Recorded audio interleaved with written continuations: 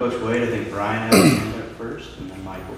Bobby, there's a picture that has been out there. You're sitting on the bench in between Noah and T-Mac, and T-Mac looks like he might be saying something. And I jokingly said that like he's saying your record's not going to last for very long. But the first time you've had an opportunity to actually coach a game with him and with Noah, reflecting on that, is it just more than you could have imagined? It is, just everything encapsulating all of it. Me being back here at Arizona, being in Tucson, family being here, dad was here, wife and kids were here, just being in the stadium, and then obviously working with these players, T-Mac and Noah and this whole team and Coach Brennan. But it's such a great feeling for me personally, and then to see a kid like T-Mac that I get the opportunity to actually put my hands on every day and talk to every day and pour into him and the position that he's playing. Actually had played the position, and then, being current record holder and then having a kid chasing it, it's just a great feeling to know that, the program is where it's at, and, we're playing high-level football, and these kids love playing here at the University of Arizona. So, yeah, I was trying to reflect, too, and try to remember exactly what we were talking about. I do remember Noah and T were sitting close, and I kind of wiggled my way into that little gap there, and I can't remember exactly what the conversation was, but the face is priceless for sure. Michael and Justin. What do you think T-Mac gained from all that time he spent working on the side with Colin Carroll, doing sprints and drills and all that stuff? I think the biggest thing of being away from the game like that is appreciation for it.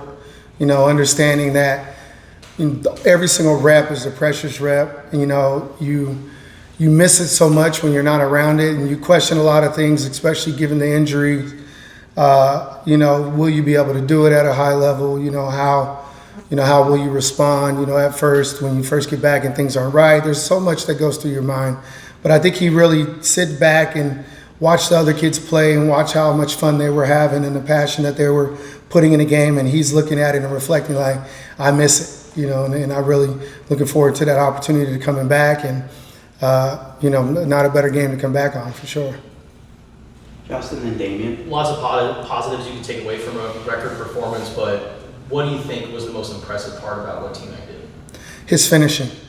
I really challenged him this offseason when I had the opportunity to go back and watch all of his games, went back and watched all of his practices, and that was one of the major things that I emphasized with him was finishing with the football in his hand. I think that was the next step for him, to be able to show the guys on the next level that he has that capability to be able to get the ball, make a guy miss, and not only that, but trust his speed and run past people. And he was able to put that on the film. And that's who I know he is. That's where his capability is at. And, I was super proud of him really pushing that point. And then what do you hope to see from the other guys this week? Their opportunities, and capitalizing on whatever they might be. If it's one, making sure that one is a quality rep. And, hopefully they'll get their opportunities once, coverages start to roll and things start to change. And, it was a big emphasis from Coach Babers in our room this week was, when a guy has a record-breaking performance like that, other guys really need to step up because you know what's coming next. And so the challenge is there. I think the boys are ready for that. And it's just a matter of opportunities. We didn't have that many offensive plays. Given more offensive plays, you would have seen more guys play. Damien and Jason. Bobby, when was the last time you witnessed a performance coming even close to what T-Mac put up on Saturday? Last time, when T-Mac was in Tempe last year. That was the last time I saw that. Obviously, I was on the other side of that.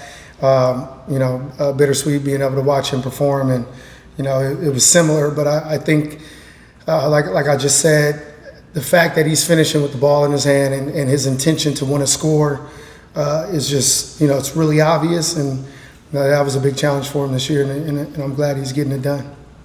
Jason and Brian. First game of the year, guy goes for 300 yards. How do you make sure he doesn't get comfortable, or is it just he's just not that type of guy? He's not that type of guy, but you got to preach humble and hungry for sure, and he's experienced, the highs of highs. So I don't think this is going to bother him at all. I think what it does, it makes him more hungry. And I think elite players like that and guys that are really want to be great and not just focus on the good. It's something that me and him talk about often. I think he'll find a way to get better this week. And, that will be his intention, and I'm going to continue to push him to do that.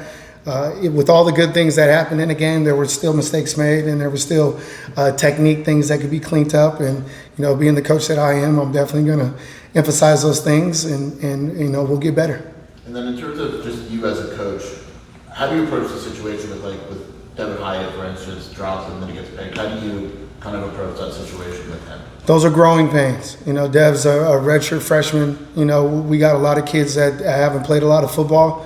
I don't put a lot on that. It's a drop ball. It's unfortunate the ball got picked at the end of that, and I think Dev took that really personally, just only because of, how tight-knit we are as a group. And then just, you wear that heavy as a player. So there's no need for me to really stress that and push that on him. I think it's more about putting my arm around him and letting him know that it happens. I dropped my very first bomb in the same stadium for a touchdown. So, I know what that feels like to get through it. It sucks. He's going to take it personally. He came out to work today. I expect him to be a better player this week. Brian and Michael. What's the advantage of putting T-Mac in the slot? Maybe it wasn't a lot, maybe 9 or 10 plays, but I think one of the touchdowns came from that. Yeah, it's the matchups, and being able to move him around. It allows us to see what they want to do and cover down on other guys and how they're going to cover down on him. It's also something that he can do. And when you have a player like that, you want to move him around. Want to be able to get him in different spots, and he's comfortable with it. He plays well inside and outside, so we expect to continue to move him around, and it's going to create matchups for other guys outside. And we talked about the other younger players being able to step up and make big plays. Michael. 2 questions for you. The first one is, what did you see from a coverage standpoint as it pertains to T-Mac, and what do you expect to see against him moving forward?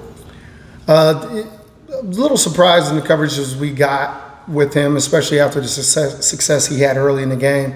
But they were really trying to blitz us and bring pressure. So obviously when you bring pressure, you get man-to-man coverage behind that, which was, great matchups for us. That's one of the reasons why we moved them inside as well. And so, obviously when you bring pressure, ball got to come out the quarterback's hands, so we got to think more quick game stuff.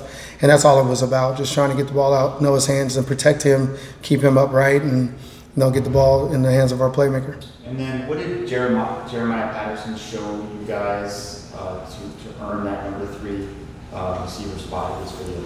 Toughness. I think he showed that on Saturday as well. I think he had 106 kickoff return yards, which you got to be tough to be able to do that. And then, running with the ball in his hand. He's very dynamic. He made the first 2 guys miss when he was touching the football. So I'm really pleased with how he performed. We would like to get him more opportunities, and that'll come throughout the season. Last one to Justin. 2-part question. What do you think was your best game as a wide receiver? It would have been the Cal game. Yeah, when I was playing. I think we played at Cal so long ago. Were you asking me that question? Yeah. Oh, I was like, yeah, it was, I don't know, some 200-some yards. So. Okay. It wasn't 300.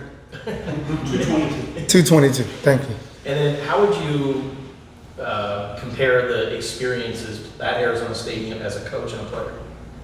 Now that you've experienced both. Oh, man, it's such a great place. It holds such a strong part of my heart. It's fun, obviously, playing. Being a player, you miss those days, you miss those times. It is, I think I'm having more fun now, honestly, only because of, I get to touch so many kids. It's not just, the few that are in your circle as a player, but, there's so many kids here that really live and die this and love Arizona football, love Arizona athletics all the way around. And there's an energy right now about it that, not only just on the team, but within the community.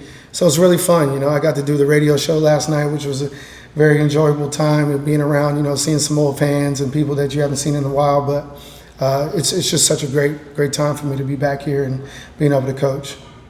All right.